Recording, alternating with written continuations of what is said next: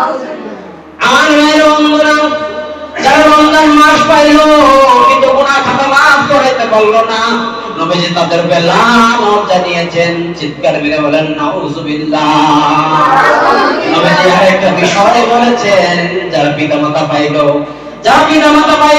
কিন্তু পিতামাতার খেদমত করতে পারলো না, তাদের প্রতিও লানত।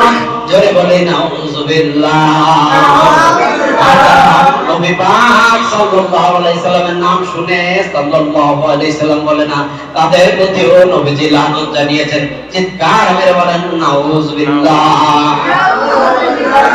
সবচেয়ে বড় ইবাদত কি জানেন? সবচেয়ে বড় ইবাদত হচ্ছে উত্তম চরিত্র। সবচেয়ে বড় ইবাদত কি? উত্তম চরিত্র। আমার সাথে সবাই বলবেন, সবচেয়ে বড় ইবাদত কি? উত্তম চরিত্র।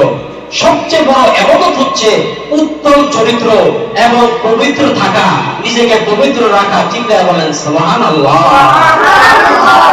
আপনি যদি চরিত্রবান না হন, আপনি ইবাদত, বন্দেগী, নামাজ, রোজা, হজ, যাকাত কিচ্ছু কবুল হবে না।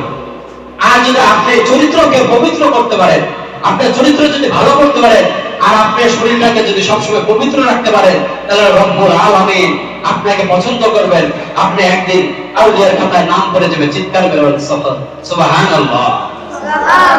আমার ভাইরা বন্ধুরা, সবচাইতে বড় ইবাদত হচ্ছে চরিত্রটাকে সুন্দর করা, চরিত্রটাকে ভালো করা এবং পবিত্র থাকা হচ্ছে সবচেয়ে বড় ইবাদত। চিৎকার মেরে বলেন সুবহানাল্লাহ।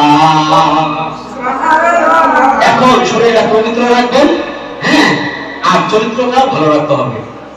হাসরের ময়দানে রব্বুল আলামিন কি বলবে জানেন? তাদের চরিত্র ঠিক আছে, তাদের নামাজ ঠিক আছে,